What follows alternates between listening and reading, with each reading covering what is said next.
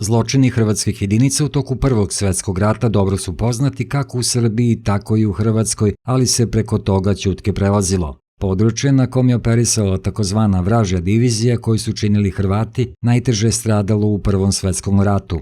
Svedočenja pripadnika pojedinih jedinica srpske vojske govore o tome kako su nailazili na zaklanu decu od strane vojnika koji su govorili hrvatskim, to jest u to vreme očevici su taj jezik nazivali srpskim. Upitali smo publicistu Radivoja Dabića da li se Srbija potrudila da bar otragne od zaborava ovakve i slične priče i je li iko za takve zločine pozvan na odgovornost. Vidite kako, Srbija se nije baš naročito zahvalila tim ljudima koji su postradali u Prvom svjetskom ratu, naročito Mačvanski okrug.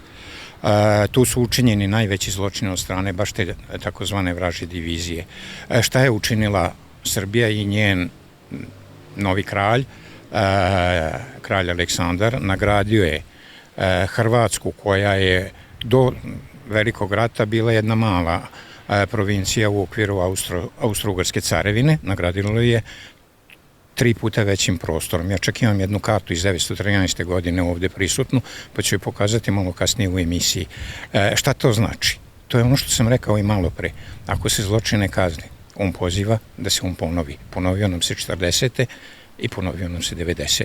Dr. Slavko Pavičić u knjizi Hrvatska vojna i ratna povijest i Prvi svjetski rat, koja je objavljena 1943. godine, piše da je najhrvatskija vojna jedinica bio 13. Zagrebački korpus, a najelitnija formacija 42. domobranska divizija, nazvana vražjom, te da je u Hrvatskoj i Bosni i Hercegovini mobilisano najmanje 500.000 vojnika. Pripadnici tih jedinica upadali su u sela i isterivali iz kuća čitave porodice, ne obazirujući se na uzrast, da bi ih vezane konopcima gonili ispred sebe, kao živi zaštitni zid, u nastupanju prema položajima srpske vojske. Iz sela Lešnice u ovim zaštitnim zidovima nalazile su se i žene sa decom koje još nisu prohodala. O ovim zločinima svedočili su dopisnik parijskog Ilustraciona Henri Barbi i čuveni američki novinar John Reed.